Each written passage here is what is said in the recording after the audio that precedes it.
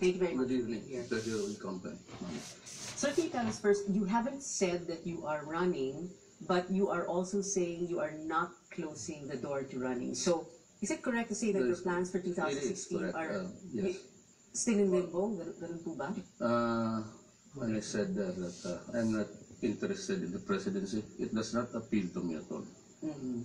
Still does not appeal. Still does not appeal. Yes. But the interpretation now, a few days ago, is that you changed your mind and you are now open once again to running for president. It's because of the persistent egging of some close friends, and others have spent money already. And they said they only ask for one thing, that hayaan ko lang sila muna, just leave them alone on their own, they mind their own business of promoting my candidacy. Okay. But sabi ko nga, I do not find anything that worth the, I'm old.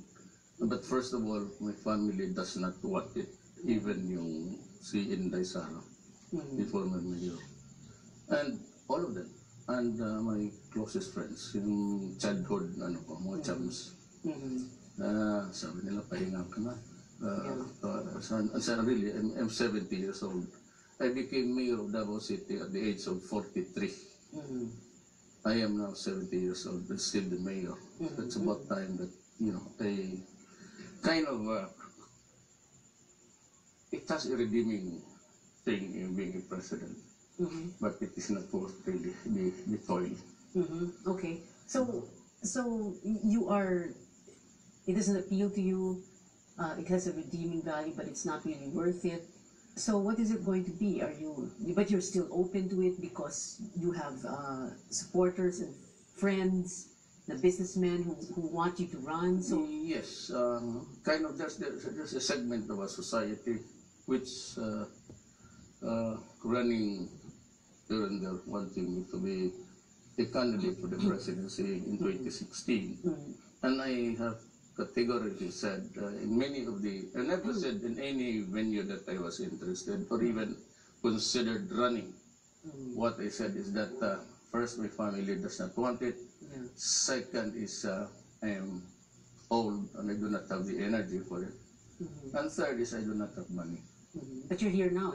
You've been granting interviews left and right. Yes, because more to explain your side, or yes, and also because nahiya naman ako magtanggi kagaya mo, and so there's this invitation to me to be here, and since we know each other, I know you.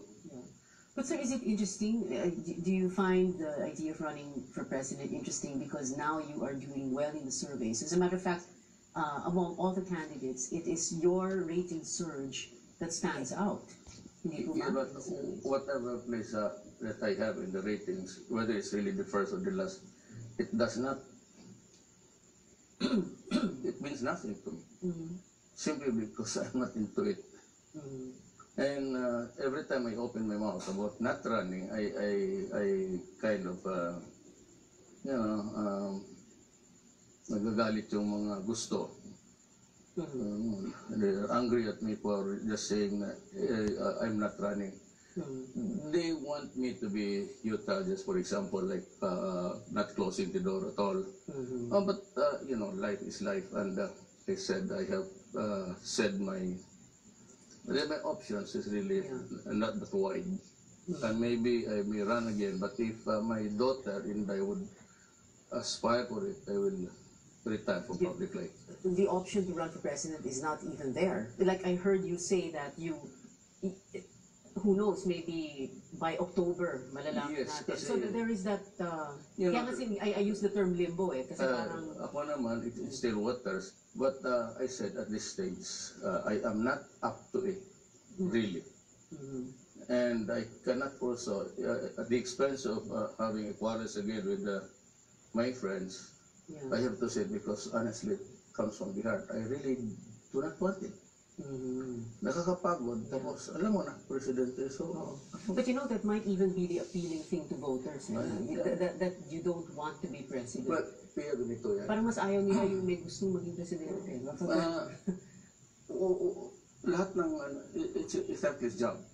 I've been in politics for, I said I've been mayor 22 years already in Davao City.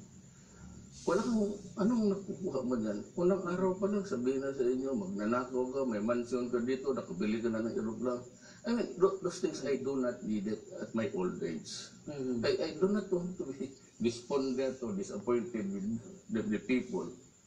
Na at maglabas mo ng presidente, huhulihin ka at sabihin sa iyo, nandoon na yung police. Yes, sir. Oh, bata, anong, sir, may warrant ka, talagang pakrami ka na.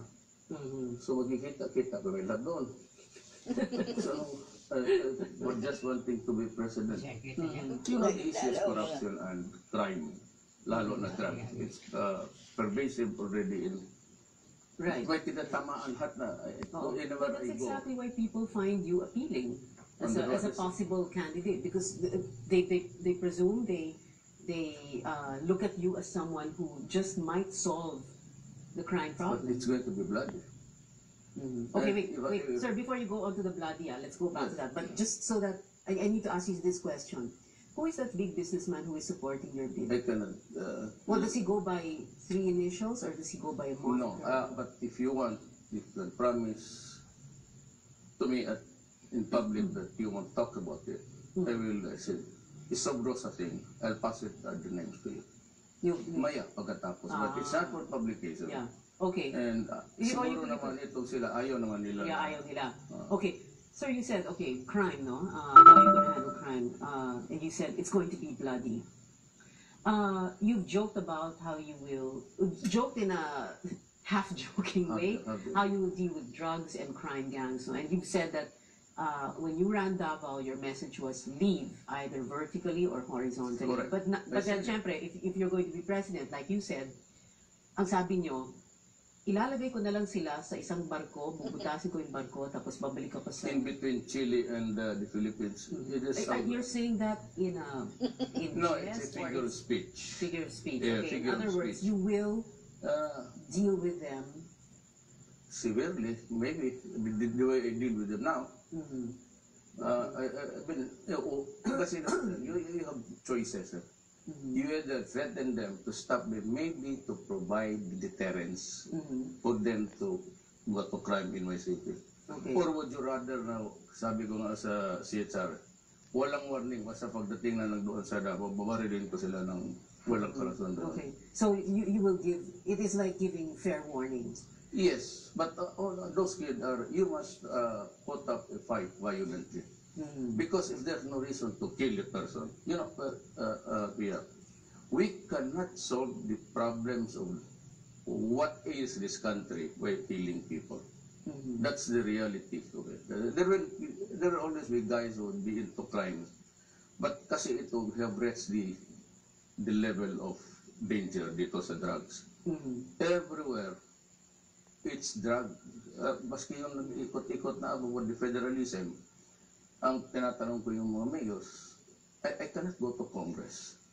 Because nobody would want to be dismantled. It's unitary type, then you go federal, then you do away with Congress. So you cannot make the appeal to congressmen and the senators. I go to other public government employees, and that would be the mayors, told them about federal and how it would impact on Mindanao and the soundness of the integrity of our Okay. Sir, wait, let's go back to the anti-drug, anti-crime policy that you will have now. Can you tell us exactly how you did it in Davao? Did you, for example, sir, did you ever order someone in Davao summarily executed? No. No. No. The most that happened is what, sir? It's a general order that I do not like drugs in the city because drugs kill the innocent and the criminal. The innocents take drugs and they go astray. The brains shrink to a point where there's no rehab thing for them. Yeah. Okay. That's so the most that you na ginawa nyo is to order the police to go after these people. Go after these people. And if they, like you said, if they put up a fight, then only if they put up a violent resistance to the extent of endangering your life, and you do it in the performance of your duty, ako ang mananagot sa lahat. But I never ordered the killing of executing a criminal with the sons bound at the back, kneeling down. That's a myth. It's done in Africa, but yung mga diktador o mga ulol, but not me. At hindi nangyari yun sa Davao. Walang gano'n. But dahil nga na sabi nila may hinulog ako sa helicopter, ako naman, sinusundan ko na rin yung istorya. Total, nandyan na rin yan. And besides, sabi ko, Davao Bay is so polluted because so many minings around and the tailings eventually reach to the sea and destroy the marine life. We have a reduced fishing industry there. Walang makain yung isa. Sabi ko, itatapon ko na rin doon. Okay. Pero baka kulang yung isang barko. Kaya sir. Well, in the sense that sinabi ko naman yun, lahat naman I have been very vocal and open about it. I cannot accept drugs in the city because it destroys destroys lives. Lahat tinatatamaan. It brings about the breakage of the family. Marami akong, I have so many sad things about drugs, but I'll tell you about it cannot be repeated in public. It's too gory and too sad. To just even talk about it. Mayor Duterte, we'll just have to take a short break. You saw PHU. Be right back. Stay with us. It's always money. If there's a case that goes astray, it's money. It's either from the police, from the law enforcers, and not only police but all. Sometimes the default lies in the prosecution that be bought at dito sa and korte, pera-pera. But that is why people are turn to other means and appreciate. Yes, some of the cases in Davao City recently were dismissed because of the non-appearance. I got my goat, and you have to explain to me why you were absent during the time when you're supposed to be in court testifying. You have been subpoenaed, and so these are the things that I do not like. So I know you said you don't. Being president doesn't appeal to you, but one of the things the next president will have to do is, to provide an efficient mass transit system for Metro Manila. Yes, and even in Davao, it's really congested. So you have to go into a mass transport system. Then you have to bar people from using cars in certain areas of the Greater Manila area. They just have to join with the humankind in riding in it, but it has to be efficient. Public. Because MRT, the way it is now, is.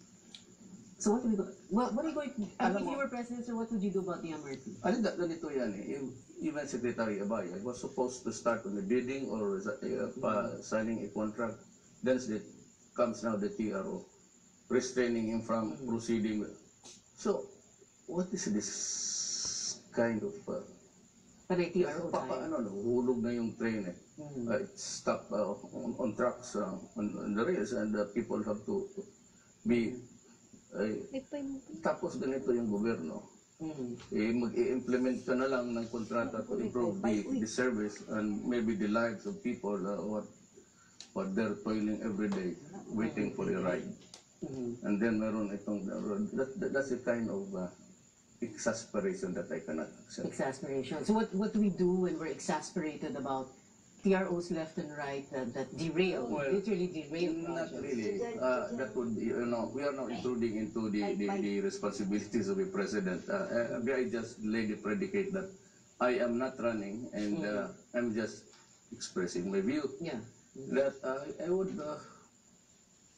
just warn everybody that let us all reform, including me, and if I do not get the desired result in 6 months to 1 year, either I resign. I will not sit there as an inutile.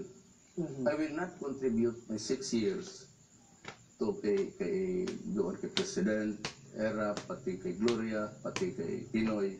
Then add mine 6 years of how many years of, I wouldn't say that there's stagnation, but the economy is improving. But it runs so very slow.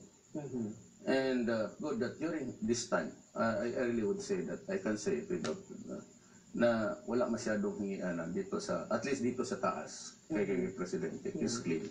But down the line, I have so many things to, sad experiences also.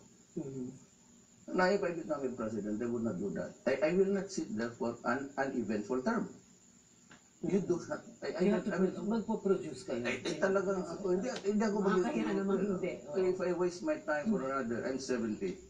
If I work for 6 years, tapos you start to, then I said, I'll give you 6 months to 1 year. Otherwise, I'll declare a revolutionary government. I will close every entity.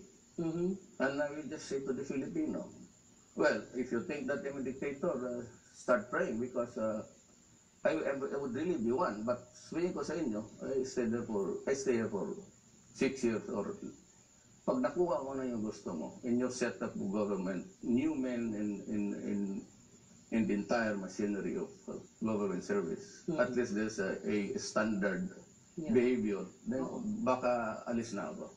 So you think we need a revolutionary government? Hindi ko sabihin or something revolutionary in the sense that we need real change. Well, it's conditional. Kung mag-presidente lang ako, gawin niya akong inutil dyan, King Koy, look for somebody else. I mean, I do not need it. I really do not need it. Pero pag paupuin mo ako, magpapahiyaan ng gano'n. I must produce within 6 years a new system of government and a standard behavior for all. Okay. And it will start with me and everybody down the line. So can we talk about China? Exactly how should we deal with China? You know, there's a drama unfolding before us. We have this China problem, this Pratley. The Chinese decided to build a runway there. But China says it's open to everybody for use, but that's a rigmarole actually. Then America naman is posturing together with Japan and Philippines right now. They're into military maneuvers. Alam mo, papagalitin mo lang eh. Sabi ka ng Chinese why are you showing us this kind of weaponry and whom are you threatening? Could not be Vietnam. It could not be the right in front of the Pacific is Vietnam. Doon sa likod niyan is Thailand. So kami yung pinapringgan niyo. So galit sila. Noon kasi sa panahon ni Presidente Arroyo, ang ano natin is joint venture. It was, tapos suddenly napaalis sila, would edge out. And it came to a point na maraming nationals who tried their diggings there. Doon galit ang China. So we're supposed to share whatever in the resources. Bakit papasukin man na ang mga Americans? So there's a friction right now. But I do not think that will go to a total outbreak of war. Okay. But if they start trouble, and it would include Japan could give them a bloody nose. If it's a low-intensity fight. Now remember, the Americans have a problem with the mainland United States. They're terribly afraid of terrorism, and there's a growing resentment again on both sides, between the blacks and the white. Klaro yan. We do not need to inject, there's no need to inject intrigue there. The Confederates are flying their flags high, and the Union, those were really for in the thinking of Lincoln. Ito yung mga bleeding hearts. Now remember that the United States has a problem, a very serious one. It is engaged almost to the edge. Ayaw niya ng gulo dito sa China. So dito sa China, we can really talk. We cannot rely on the Americans because they will never fight for us.